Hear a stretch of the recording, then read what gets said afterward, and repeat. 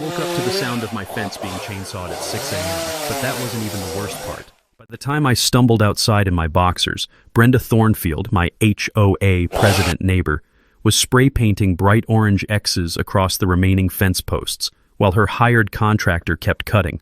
The metallic rattle of the spray can mixed with the screaming chainsaw and splintering cedar created a symphony of destruction that had my neighbors peeking through their curtains. The acrid smell of two-stroke exhaust and fresh paint fumes burned my nostrils as sawdust settled on everything like toxic snow. I could actually taste the bitterness in the back of my throat. Brenda stood there in designer yoga pants and a safety vest, supervising the demolition of my 6-foot privacy fence like some deranged construction foreman. "Your fence is 2 inches too tall," she screamed, waving a crumpled HOA violation notice. "It ruins my mountain view and violates community standards." 20 feet of my Memorial Garden fence, gone. What would you do if you caught your neighbor destroying your property at dawn? Drop a comment telling me where you're watching from, and if you've ever dealt with a neighbor from hell. My name's Marcus Delacroix, and 6 months ago, I thought moving to Pine Ridge Estates in Colorado would be my fresh start. I'm a 52-year-old electrical contractor who just lost my wife Sarah to cancer after a 2-year battle that drained our savings and broke my heart. The life insurance money bought me this modest ranch house sandwiched between 2 McMansions, and I figured a quiet suburban neighborhood was exactly what I needed to heal. The fence Brenda was destroying, I'd built it myself as therapy. Every board hammered into place helped work through my grief.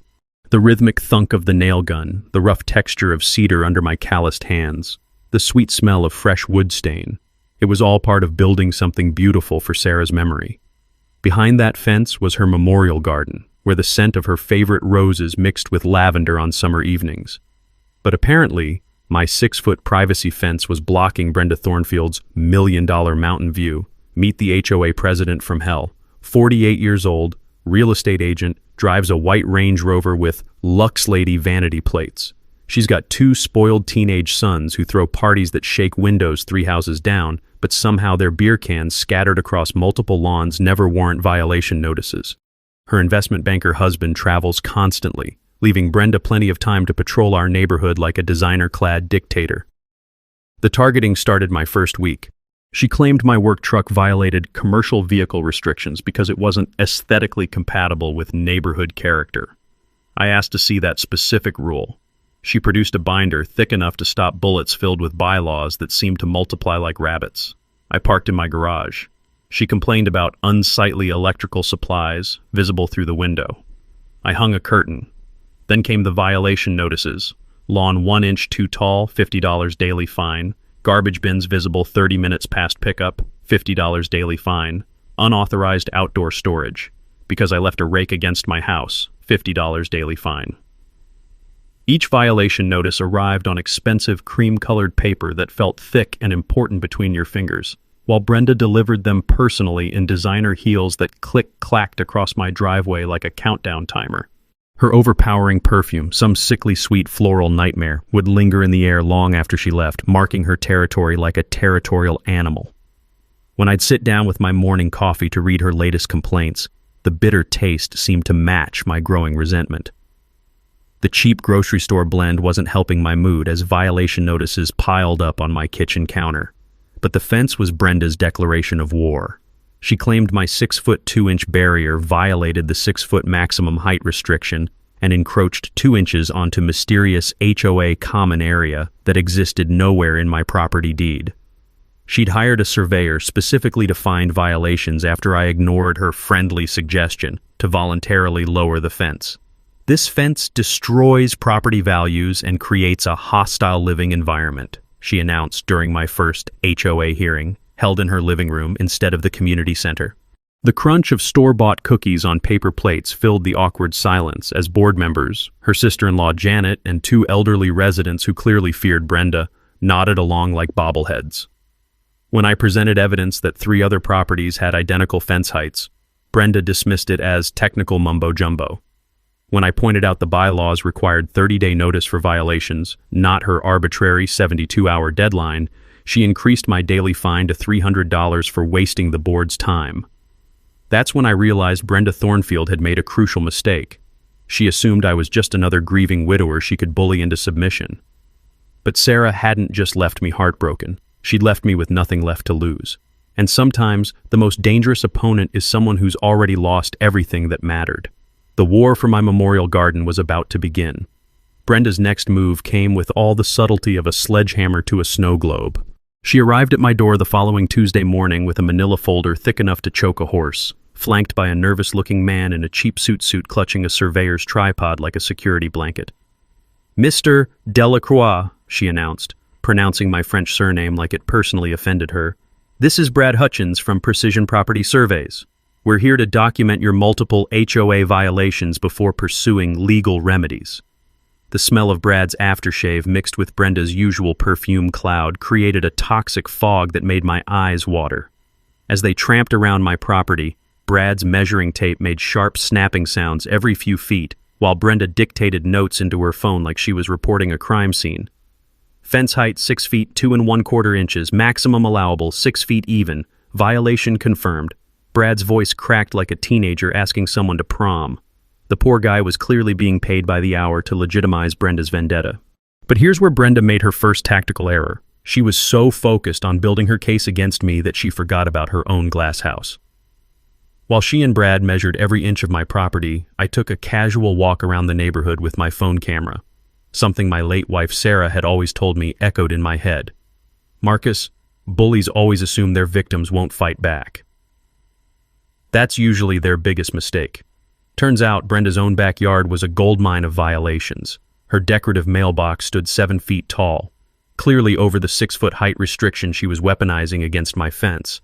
Her deck extension jutted 18 inches beyond her original permit specifications, and those commercial-grade landscape lights illuminating her prize-winning rose garden? Definitely not on the approved fixtures list. But the real revelation came when I spent my lunch break at the courthouse breathing in that musty smell of old filing cabinets while hunting through property records. The squeak of ancient microfiche machines became my soundtrack as I discovered something that would change everything. Pine Ridge Estate's architectural guidelines had never been properly filed with Jefferson County. Years ago, during my electrical apprenticeship, an old-timer had taught me that the first rule of any dispute is to check whether your opponent actually has the authority they claim. "Always verify the foundation before you build the house," he'd said. That advice was about to prove invaluable. When Brenda's 72-hour ultimatum arrived via certified mail, the envelope thick enough to feel expensive between my fingers, demanding immediate fence removal or facing $200 daily fines, I was ready with my counterpunch. I formally requested an emergency board meeting under Article 7 of the HOA bylaws, which required all disputes to be heard within 10 business days of a formal challenge.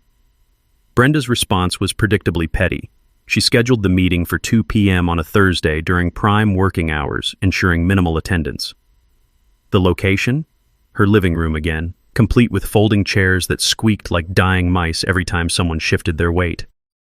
The official board meeting consisted of Brenda, her sister-in-law Janet serving as secretary, and 2 elderly board members, Dr. Hoffman, a retired cardiologist who kept nodding off, and Mrs. Hannah, a sweet grandmother who clearly just wanted everyone to get along. Brenda served store-bought oatmeal cookies on paper plates beneath a crystal chandelier that probably cost more than my truck. The irony wasn't lost on me, discussing community standards in a room that screamed excess. Her official agenda was handwritten on the back of a Starbucks receipt, which told me everything about the professionalism level we were dealing with. "Marcus has repeatedly violated community standards," Brenda began, consulting notes on her iPhone like she was delivering a closing argument.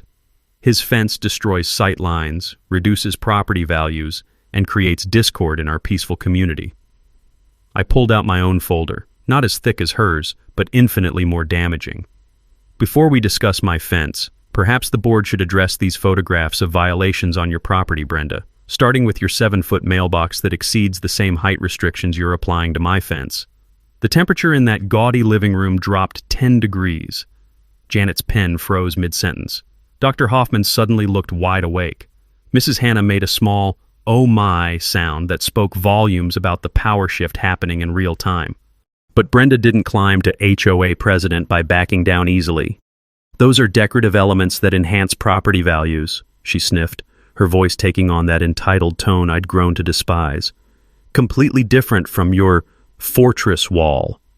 Then perhaps you can explain why 3 other properties in our development have identical 6-foot fences that have never received violation notices?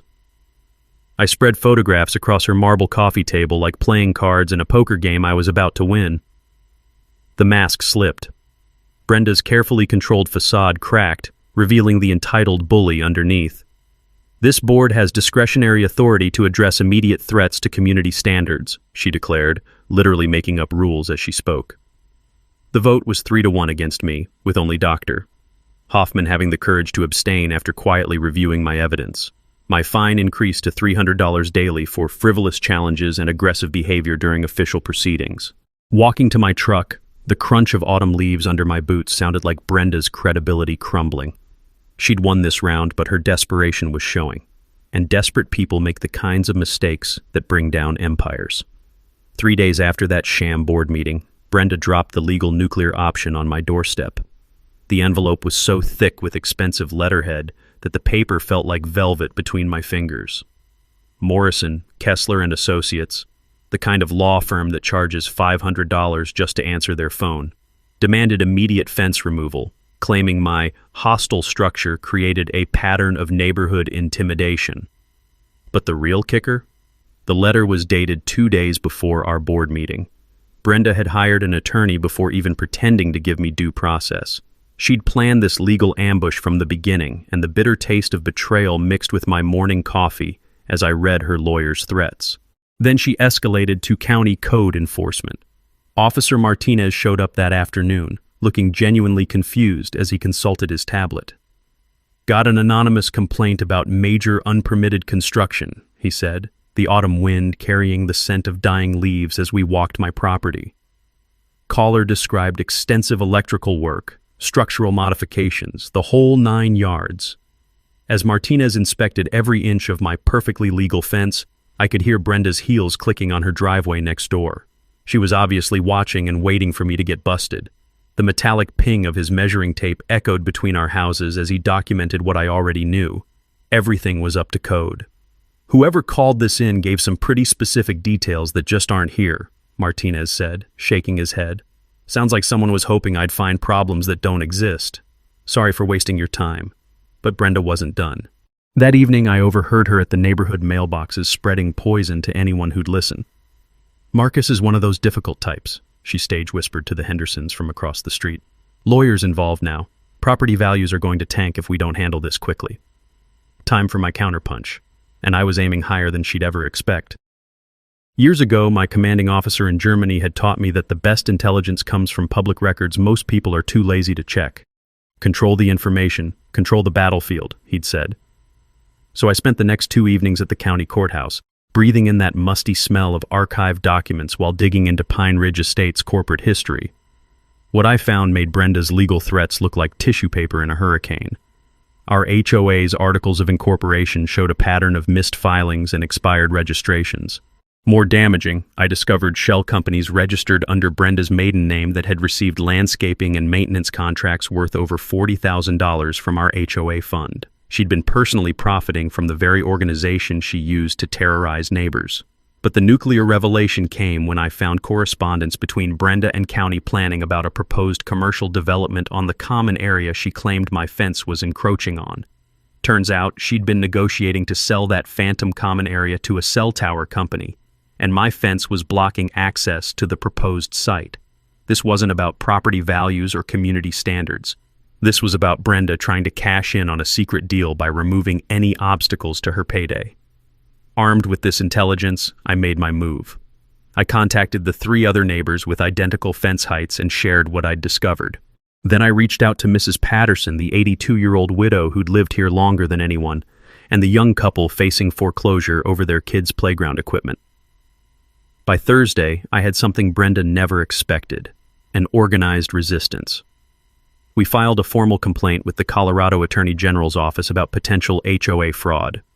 I submitted evidence of Brenda's conflicts of interest to the State Real Estate Board, which could cost her professional license. And we requested a special meeting of all homeowners, not just the puppet board, to address irregularities in HOA governance and potential financial misconduct. The meeting was scheduled for the community center, not Brenda's living room, with proper notice to all residents as required by state law. For the first time since moving to Pine Ridge Estates, I felt the sweet satisfaction of turning Brenda's own rules against her. Friday morning brought the sound I'd been waiting for. Brenda's heels frantically clicking across her driveway as she rushed to check her mail. The certified letter from the Attorney General's office requesting her response to fraud allegations had arrived right on schedule. From my kitchen window, I watched her read it twice, her face turning the color of spoiled milk. The paper visibly shook in her hands as the reality hit her. The hunter had become the hunted. She'd tried to bury me with lawyers and bureaucrats. Instead, she'd given me exactly the documentation I needed to expose her entire operation. Sometimes the best defense really is a devastating offense. Next week's community meeting was going to be very interesting. Brenda's response to my Attorney General complaint was swift, vicious, and completely insane. Monday morning, I woke up to Jefferson County Sheriff's deputies serving me with a restraining order. According to her sworn statement, I had threatened and intimidated her during our last phone conversation, creating an atmosphere of fear and hostility that made her feel unsafe in her own home. The real genius of her scheme?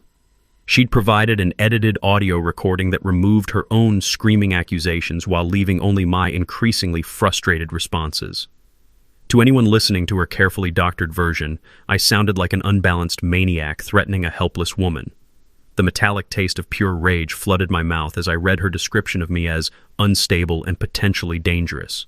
"Sir, you need to stay at least 100 yards from Mrs. Thornfield's property," Deputy Collins explained, his handcuffs jingling as he pointed toward her house. That includes her driveway, mailbox, and any common areas where she might be present. From her kitchen window, I could see Brenda watching with barely concealed triumph, probably already planning how to exploit my enforced absence. She didn't waste any time showing her hand. That very afternoon, an emergency HOA board meeting was called, one that specifically excluded me due to the restraining order. The hastily printed agenda, on cheap copy paper that felt rough as sandpaper between my fingers, contained one item: authorization of immediate fence removal due to ongoing safety concerns.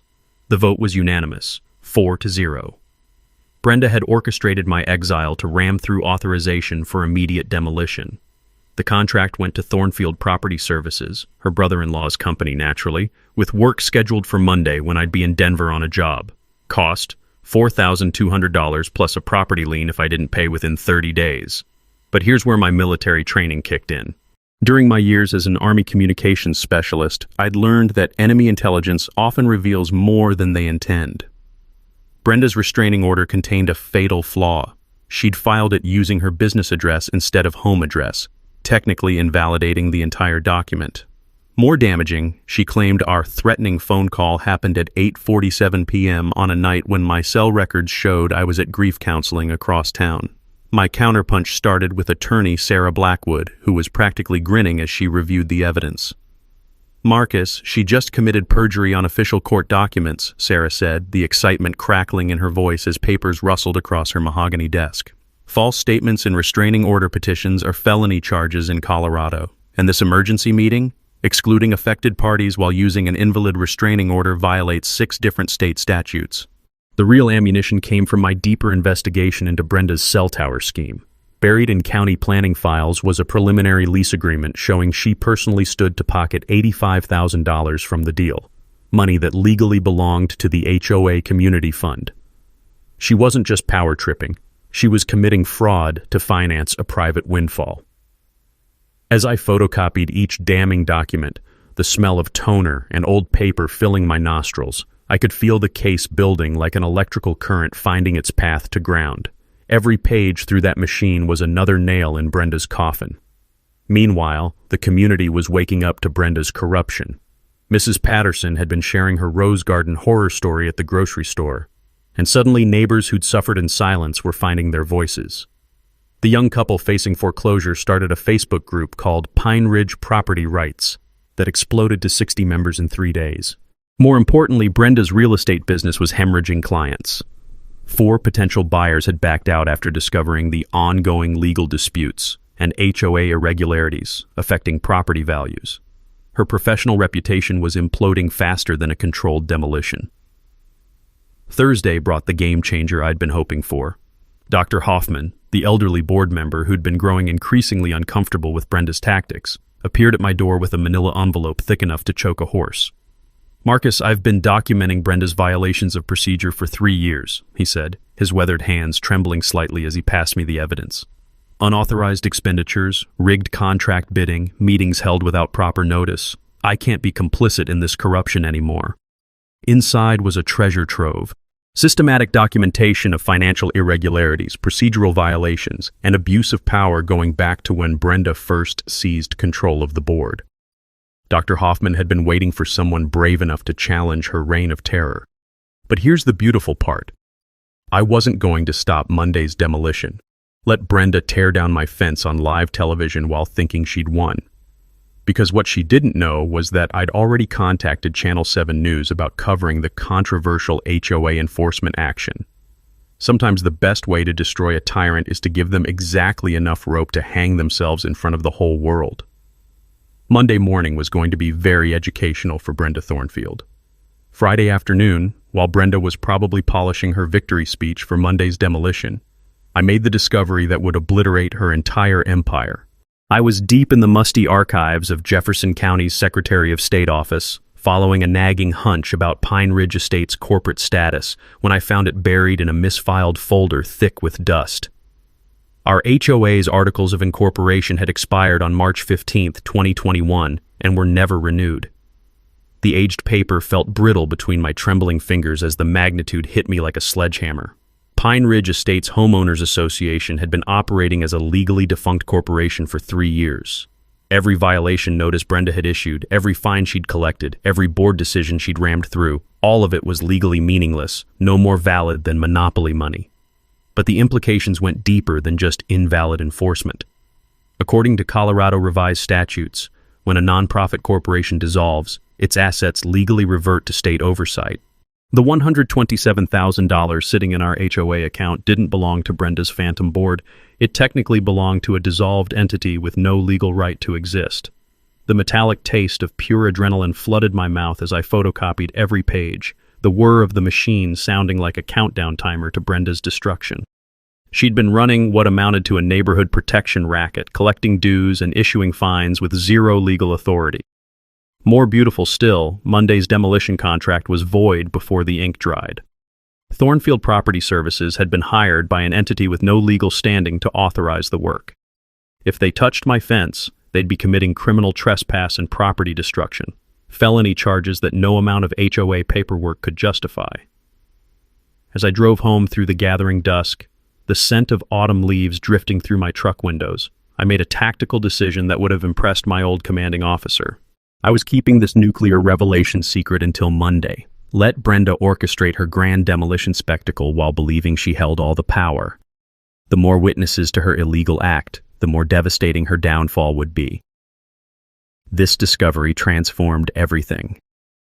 Sarah Blackwood was going to have Christmas morning when I showed her this evidence. We weren't just challenging HOA overreach anymore, we were looking at criminal charges for operating an illegal collection scheme, misappropriation of funds, and potential fraud involving tens of thousands of dollars. But the psychological impact would be even more satisfying. For 3 years, Brenda had terrorized 43 families with the weight of HOA authority. Neighbors had paid thousands in invalid fines, lost sleep over meaningless violation notices, and lived in fear of her arbitrary enforcement. Learning that none of it had any legal foundation would be the most liberating news Pine Ridge Estates had ever received. I spent that evening in Sarah's memorial garden, the rough texture of fence boards under my palm and the lingering fragrance of late roses in the crisp air, planning the perfect trap. The fence that started this war was about to become the stage for Brenda's complete annihilation. Every violation she'd issued, every dollar she'd collected, every neighbor she'd bullied, it was all built on a foundation of lies. Monday morning, the demolition crew would arrive expecting routine HOA enforcement. Instead, they'd be stepping into a carefully orchestrated legal ambush 3 years in the making. Brenda thought she was destroying my fence to claim ultimate victory. She had no idea she was about to demolish her own life in front of cameras, witnesses, and law enforcement. The hunter was about to become the hunted, and she'd never see it coming. Saturday morning found me in attorney Sarah Blackwood's office with enough evidence to bring down a small government. The rich leather smell of her law books mixed with fresh coffee as I spread 3 years of documentation across her mahogany conference table like pieces of a jigsaw puzzle that finally revealed the complete picture. "Marcus, this is absolutely devastating," Sarah said, her voice containing barely restrained excitement as she examined the expired incorporation documents. "Not only has Brenda been operating without legal authority, but under Colorado's wrongful lien statute, every resident who paid invalid fines can recover triple damages plus attorney fees. We're talking about a potential recovery of over $400,000. That legal nugget hit me like lightning. I'd heard about wrongful lien laws during my contractor training, but never imagined they'd apply to HOA disputes. Basically, when organizations file invalid liens or collect unauthorized fees, Colorado law allows victims to recover 3 times their losses as punishment for the abuse. It's designed to make fraudulent collection so expensive that scammers think twice before trying it." Sarah pulled out a thick binder that smelled like fresh ink and determination. "Here's how we're going to coordinate Monday's operation," she said, her finger tracing a timeline that would synchronize legal, media, and law enforcement elements. Channel 7's Jennifer Walsh will arrive at 7:45 a.m. to cover what she thinks is a routine HOA enforcement story. At 8 a.m. sharp, I'll be there with injunction paperwork and the lawsuit we're filing simultaneously.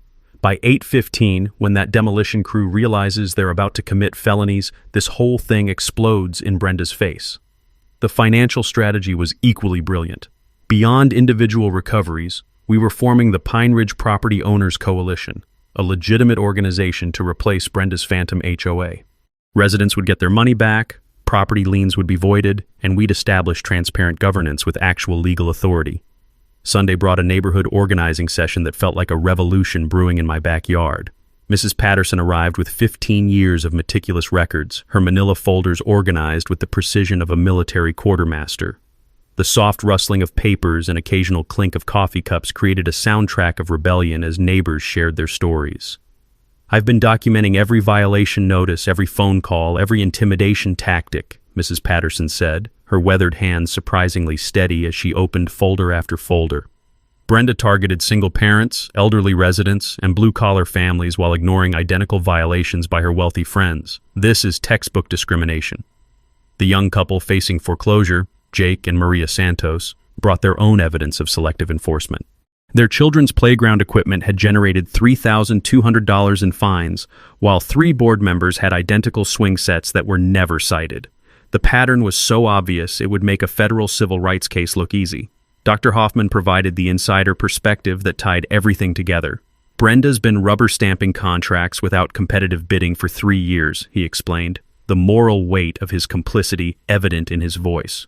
"Her shell companies have received over $75,000 in HOA funds for landscaping, maintenance, and consulting services that were never properly authorized. By Sunday evening, we had something Brenda never expected, a unified community ready to fight back. 17 families had joined our coalition, armed with documentation that would make prosecutors salivate. More importantly, we'd coordinated schedules to ensure maximum witness coverage for Monday's confrontation. The media preparation was crucial. Jennifer Walsh from Channel 7 had initially planned a simple human interest story about HOA enforcement disputes. Now she was preparing an investigative piece about systematic fraud, discrimination, and abuse of power. I'd provided her with background materials that painted Brenda as exactly the kind of neighborhood tyrant that makes for compelling television. But the real beauty of our plan was psychological warfare. Brenda expected me to show up angry and desperate, probably with a handful of neighbors for moral support. Instead, she'd face attorneys, media, law enforcement, and a community that finally understood the scope of her deception. I spent Sunday night checking and rechecking every detail, the taste of anticipation mixing with black coffee as I reviewed our coordinated timeline. Security cameras were positioned to capture multiple angles. Legal documents were organized for immediate service. Media contacts were confirmed. Even the weather was cooperating. Clear skies would provide perfect visibility for cameras. The one detail that kept me awake wasn't nervousness, it was excitement. After months of being Brenda's victim, tomorrow I'd become her judge, jury, and executioner. Every neighbor she'd bullied, every dollar she'd stolen, every lie she'd told, It was all coming due on Monday morning. At 6 a.m., my alarm would start the most satisfying day of my life. Brenda thought she was tearing down my fence to claim final victory. Instead, she was about to demolish her entire existence in front of witnesses who would remember this day forever. Sometimes justice isn't just blind, it's perfectly patient. Sunday night, Brenda made her final desperate move. At 11:47 p.m., my phone started buzzing with frantic voicemails that revealed just how unhinged she'd become. Her voice, usually dripping with condescending authority, now carried the shrill edge of someone whose world was crumbling.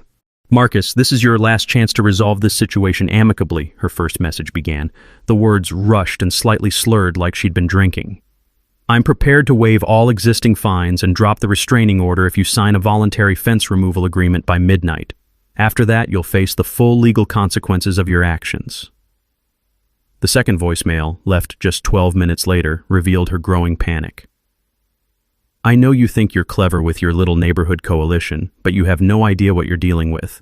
I have connections throughout this county. Judges, commissioners, people who can make your life very difficult if you continue this harassment." By the fourth message, delivered at 12:23 a.m., Brenda had completely abandoned any pretense of professionalism. "You're destroying this community with your selfish behavior. Property values are plummeting because of your legal drama. Every neighbor you've dragged into this mess will blame you when their home equity disappears." I let every call go to voicemail, each recording becoming another piece of evidence for Monday's legal filing.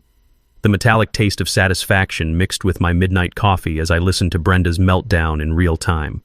She was spiraling, making increasingly wild threats that would only strengthen our case, but her real desperation showed in the moves she made while thinking I was asleep. At 2:15 a.m., my security cameras caught her creeping around my property with a flashlight, apparently looking for any last-minute violations she could document. The sight of Pine Ridge Estates' HOA president prowling around in designer pajamas and Ugg boots was both pathetic and terrifying. Monday morning brought news that Brenda had spent the weekend trying to buy her way out of trouble. 3 different neighbors called to report she'd offered them cash payments to withdraw from our coalition. Mrs. Patterson got a particularly offensive visit where Brenda suggested her advanced age made her an unreliable witness who might want to avoid the stress of legal proceedings.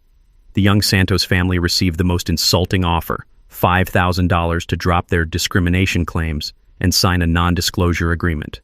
When they refused, Brenda threatened to report their playground equipment to county code enforcement as an attractive nuisance that endangered neighborhood children. But Brenda's biggest mistake was trying to intimidate Dr. Hoffman into recanting his evidence. She showed up at his door Sunday evening with a bottle of expensive wine and a sob story about how the Marcus situation was destroying her real estate career and threatening her family's financial security. She actually had the nerve to suggest I'd misunderstood what I'd witnessed over 3 years, Doctor. Hoffman told me Monday morning, his usually calm demeanor replaced by righteous indignation. Then she offered me $15,000 to take a vacation during the legal proceedings. When I refused, she threatened to have me removed from the board for mental incompetence due to advanced age.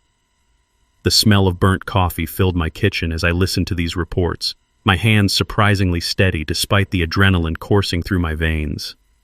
Brenda's weekend bribery tour had accomplished exactly the opposite of what she intended. Instead of buying silence, she'd given us evidence of witness tampering, attempted obstruction of justice, and age discrimination. Meanwhile, her professional life was imploding in spectacular fashion. 3 more real estate clients had canceled listings after learning about the ongoing HOA controversy affecting their property values. Her brokerage firm, Morrison & Associates, had quietly removed her photo from their website and stopped returning her calls. The Whisper Network in Colorado real estate moves fast, and word was spreading that Brenda Thornfield was toxic. Most satisfying was watching her social media presence crumble. The Pine Ridge Property Rights Facebook group had grown to over 100 members, sharing stories and evidence that painted Brenda as a neighborhood tyrant. Her own real estate Facebook page was being flooded with questions about HOA disputes and legal investigations that she couldn't delete fast enough. By 7 a.m. Monday, as I watched through my kitchen window, Brenda was pacing her driveway like a caged animal. The demolition crew's truck was already parked on the street, and I could see her frantically gesturing and pointing toward my fence. Her designer outfit was perfectly coordinated, but her body language screamed desperation. She had no idea that her carefully planned demolition was actually an elaborate trap that would destroy everything she'd built over 3 years. The taste of victory was sweeter than any morning coffee as I watched her check her watch repeatedly, probably wondering why more neighbors weren't gathering to witness her triumph. At 7:45 a.m., Jennifer Walsh's Channel 7 news van would arrive, followed immediately by my attorney with enough legal firepower to level Brenda's entire operation. The hunter was about to become the hunted, and she'd never see it coming. Time to watch an empire fall. At 7:30 a.m. Monday morning, Brenda made her final catastrophic mistake. As I watched from my kitchen window, she arrived at the demolition site wearing a crisp white blazer and her most expensive jewelry, clearly expecting this to be her moment of ultimate triumph. The sharp click of her designer heels on the asphalt echoed between our houses as she marched toward the crew like a general preparing for battle. What she didn't know was that her weekend bribery spree had backfired spectacularly. Dr. Hoffman had spent Sunday evening making calls to every board member who'd ever questioned Brenda's methods. By Monday morning, 2 more longtime residents had resigned from the Phantom Board and were prepared to testify about her systematic abuse of power. The demolition crew, 3 burly guys who looked like they'd rather be anywhere else, was already setting up their equipment when Brenda began her performance. The acrid smell of chainsaw exhaust mixed with her overpowering perfume as she positioned herself for what she clearly thought would be her victory photo. "Gentlemen, you're here to remove an illegal structure that violates multiple community standards," she announced loudly enough for the growing crowd of neighbors to hear. "Mr. Delacroix has had ample opportunity to comply voluntarily, but has chosen confrontation over cooperation." From my position by the fence, I could taste the metallic tang of anticipation mixed with the bitter coffee I'd been nursing since dawn. Everything was falling into place exactly as planned. At 7:43 a.m., I spotted Jennifer Walsh's Channel 7 news van turning the corner, followed immediately by Sarah Blackwood's silver Mercedes. But Brenda's desperation was showing in ways she couldn't control. Her hands shook slightly as she consulted notes on her phone, and I noticed she'd applied her makeup with the heavy-handed precision of someone trying to hide exhaustion. The weekend of bribery attempts and midnight property prowling had clearly taken its toll. "Mrs. Thornfield," called out Jake Santos from across the street, "can you explain why your own mailbox exceeds the same height restrictions you're enforcing against Marcus's fence?" Brenda's face flushed red as more neighbors emerged from their houses, many carrying folders of documentation I'd helped them organize over the weekend. Mrs. Patterson appeared with her 15 years of meticulous records, while other families brought photos and violation notices that would expose the pattern of selective enforcement. "Those questions will be addressed through proper channels," Brenda snapped, her voice taking on that shrill quality that emerged whenever she felt cornered. "Today we're focusing on immediate safety concerns posed by this illegal barrier." That's when Jennifer Walsh approached with her cameraman, the professional smile of an investigative reporter who smells a bigger story than she initially expected. "Mrs. Thornfield, I'm Jennifer Walsh from Channel 7 News. We're here to cover the HOA enforcement action, but several residents have raised questions about the association's legal authority. Would you care to comment?" The texture of smooth confidence that usually characterized Brenda's public persona began cracking like old paint. "The Pine Ridge Estates HOA has full legal authority to enforce community standards," she declared, but her voice carried a defensive edge that hadn't been there moments before. Meanwhile, Sarah Blackwood was positioning herself strategically near the demolition crew, a thick manila envelope in her hands that contained enough legal ammunition to stop this charade permanently. The morning sunlight glinted off her silver briefcase as she prepared to serve papers that would transform Brenda's moment of triumph into complete humiliation. But Brenda's final act of desperation came when she spotted Dr. Hoffman emerging from his house with a folder of evidence. "Don't listen to him," she called out loudly enough for the news camera to capture. "Dr. Hoffman is suffering from age-related confusion and doesn't understand the legal complexities of HOA governance." The collective gasp from the gathered neighbors was audible. Attacking a respected 78-year-old physician on camera was exactly the kind of mistake that would make this story go viral. Even her sister-in-law Janet, who'd been loyally supporting Brenda's crusade for months, looked mortified by the public display of callousness. The demolition crew foreman, a weathered man named Chuck, who'd clearly done this kind of work for decades, approached Brenda with increasing concern. "Ma'am, we're getting some conflicting information here about authorization. Maybe we should wait until—" "You have your work order!" Brenda cut him off, her voice rising to a near shriek. "I am the HOA president, and I'm ordering you to proceed immediately!" At exactly 8 a.m., as Chuck reluctantly started his chainsaw, Sarah Blackwood stepped forward with the legal papers that would end Brenda's reign of terror forever. The sound of approaching sirens, county sheriff's deputies responding to our trespassing complaint, mixed with the mechanical whine of demolition equipment to create a symphony of justice about to be served. Brenda stood there in her designer outfit, completely unaware that her empire was about to collapse in front of cameras, witnesses, and law enforcement. The trap was sprung. Now came the reckoning. At exactly 8 a.m., as Chuck's chainsaw roared to life and bit into the first fence board, Sarah Blackwood stepped forward like an avenging angel in a power suit. "Stop immediately," she commanded, her voice cutting through the mechanical noise as she brandished a thick stack of legal documents. "You are about to commit criminal trespass on behalf of an organization with no legal authority to authorize this work." Chuck killed the chainsaw so fast you could hear the sudden silence echo off the surrounding houses. The acrid smell of two-stroke exhaust hung in the morning air like the smoke from Brenda's burning credibility. "What the hell is going on here?" Brenda demanded, her perfectly applied makeup already starting to streak with perspiration despite the cool October morning. "Mrs. Thornfield, you are hereby served with a lawsuit filed this morning in Jefferson County District Court," Sarah announced, slapping the papers into Brenda's manicured hands with enough force to make them shake. "You are also served with an emergency injunction prohibiting any further property destruction." Jennifer Walsh's camera was rolling as Brenda's face cycled through confusion, anger, and dawning horror while she tried to process the legal documents. The gathered crowd of neighbors, now numbering over 20, pressed closer to witness what they sensed was a historic moment. "This is ridiculous," Brenda sputtered, waving the papers like they were contaminated. "The HOA has full authority to—" "Actually, it doesn't," I interrupted, stepping forward with my own folder of evidence. The taste of pure satisfaction flooded my mouth as I prepared to deliver the knockout punch. Pine Ridge Estates Homeowners Association's Articles of Incorporation expired on March 15, 2021, and were never renewed.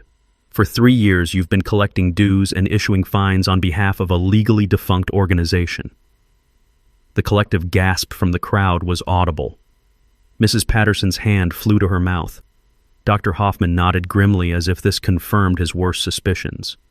Even Chuck and his demolition crew were staring at Brenda like she'd suddenly sprouted horns.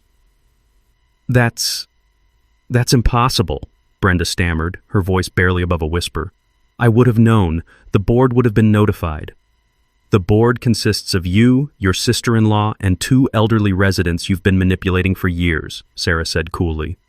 "According to these financial records provided by Dr. Hoffman, you've collected over $127,000 in dues and fines from residents while operating an illegal collection scheme." Jennifer Walsh stepped forward, microphone extended. "Mrs. Thornfield, how do you respond to allegations that you've been knowingly defrauding your neighbors?" That's when Brenda completely lost it. The mask of suburban respectability she'd worn for 3 years shattered like glass, revealing the entitled, bigoted bully underneath. "This is a conspiracy!" she shrieked, her voice rising to a pitch that made dogs start barking 3 houses down. "That French bastard has been planning this from day one. He's probably illegal anyway. Who knows what kind of background these immigrant types have?" The ethnic slur hung in the air like a toxic cloud. Jennifer Walsh's eyes lit up with the predatory gleam of a reporter who'd just captured career-making footage. Chuck and his crew started packing their equipment with the urgency of people fleeing a disaster zone. "Ma'am, I'm going to need you to calm down," said Deputy Collins, who'd arrived with sirens wailing just as Brenda's meltdown reached its peak. The metallic jingle of his handcuffs provided percussion to her increasingly unhinged rants. "I want him arrested." Brenda pointed at me with a shaking finger. "He's trespassing. He's harassing me. He's violating the restraining order."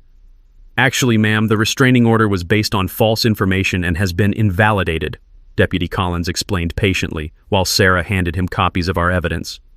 "And Mr. Delacroix is on his own property. You, however, are authorizing property destruction without legal authority." The crowd of neighbors had swelled to over 30 people, many filming with their phones as Brenda's empire collapsed in real time. The sound of clicking cameras mixed with her increasingly desperate protestations as the full scope of her downfall became clear. "This community will be destroyed without proper HOA oversight," she wailed, mascara now streaming down her cheeks in black rivulets. "Property values will plummet. It'll be chaos." That's when I delivered the mic drop moment I'd been planning for weeks. "Actually, Brenda, this community is going to thrive for the first time in 3 years," I said, my voice carrying clearly to every witness and camera. "Because we're forming a legitimate property owners association with transparent governance, proper legal authority, and leadership that actually serves the residents instead of exploiting them." The cheer that erupted from the crowd was spontaneous and thunderous. Mrs. Patterson was crying tears of joy. Dr. Hoffman was shaking hands with neighbors he hadn't spoken to in years. Even Chuck gave me a thumbs up before driving away. Brenda stood in the wreckage of her reputation, surrounded by evidence of her corruption, facing criminal charges and civil lawsuits that would follow her for years. Justice had finally come to Pine Ridge Estates. 3 months later, the transformation of Pine Ridge Estates was nothing short of miraculous. The class action lawsuit against Brenda and her phantom HOA settled for $438,000, every penny paid by the liability insurance company that had unknowingly covered a fraudulent organization. The sweet taste of victory mixed with my morning coffee as Sarah Blackwood handed me my settlement check for $127,000 in damages and attorney fees. Brenda's personal reckoning was swift and merciless. The Colorado Real Estate Commission suspended her license for 3 years after finding gross negligence and fraudulent conduct. Criminal charges for operating an illegal collection scheme resulted in 18 months of community service, mandatory anger management classes, and $89,000 in personal restitution. During my contractor training years ago, an instructor had mentioned that Colorado's Consumer Protection Act allows prosecutors to seek triple damages against fraudulent schemes, a legal tool that made Brenda's penalties particularly devastating. Most satisfying, Brenda was forced to sell her McMansion to pay legal judgments. The Lux Lady Range Rover disappeared first, followed by the crystal chandelier and designer furniture. Her real estate career was finished. No brokerage would touch someone with her legal baggage. Last I heard, she'd moved to Phoenix for a fresh start, though her husband had filed for divorce citing irreconcilable differences and public embarrassment. The real victory was what we built from her corruption's ashes. The Pine Ridge Property Owners Association, properly incorporated, transparently governed, and actually legal, now serves 47 families with dignity and respect. Dr. Hoffman serves as president, Mrs. Patterson handles our meticulously documented finances, and I coordinate maintenance projects with the same attention to detail I once applied to electrical work. The $50,000 in recovered funds that couldn't be directly returned became seed money for something beautiful, the Pine Ridge Community Scholarship. Every year, we award $15,000 in college scholarships to local students pursuing law, social work, community advocacy, or public service. The program specifically supports first-generation college students and underrepresented communities, a legacy that honors every neighbor Brenda had bullied. My memorial garden became the heart of our transformed community. The fence that started this war still stands, every weathered board a testament to standing up against corrupt authority. Sarah's roses bloom more magnificently each year, their sweet fragrance mixing with the sound of children's laughter as neighbors gather on summer evenings. The rough texture of the original cedar reminds me daily that protecting yourself protects everyone who comes after you. Our annual Pine Ridge Community Festival now draws families from neighboring developments, drawn by stories of our transformation from HOA tyranny to genuine community cooperation. The taste of Mrs. Patterson's famous apple pie and the sound of acoustic guitar from our local talent show have replaced the bitter conflicts that once poisoned our neighborhood. Property values increased 12% since Brenda's departure. Eliminating a neighborhood dictator who generated constant legal drama proved excellent for home equity. 3 families planning to escape HOA harassment decided to stay. New residents specifically choose Pine Ridge Estates because of our reputation for fair, transparent governance that actually serves the community. The ripple effects extended across Colorado. Channel 7's investigative series won a regional Emmy and inspired reform efforts statewide. The legislature passed the HOA Accountability Act, requiring annual corporate status verification and mandatory transparency in enforcement. I've consulted on 23 HOA reform cases across 6 states, always pro bono, turning my worst experience into a force for positive change. The fence Brenda tried to destroy still protects Sarah's garden, but it's no longer a barrier between neighbors. We installed a beautiful memorial gate opening onto a community walking path, connecting individual properties into something larger and more meaningful.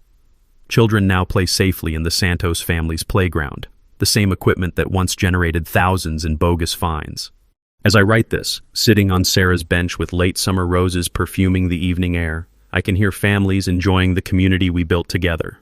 Mrs. Patterson tends her expanded rose garden, now celebrated as a neighborhood treasure. Dr. Hoffman hosts monthly coffee gatherings where residents discuss actual improvements instead of arbitrary enforcement. This is what happens when ordinary people decide they've had enough of petty tyrants. We didn't just defeat Brenda Thornfield, we built something better in her place. Got your own HOA nightmare? Share it in the comments and let's expose these neighborhood dictators together. Subscribe to HOA Stories for more tales about underdogs beating corrupt systems and building stronger communities. Next week, how a disabled veteran outsmarted a predatory towing company and got the entire operation shut down by the state attorney general. That's all for today's HOA Madness. If watching justice serve itself made your day, smash that like button, share your thoughts down below, and make sure you're subscribed.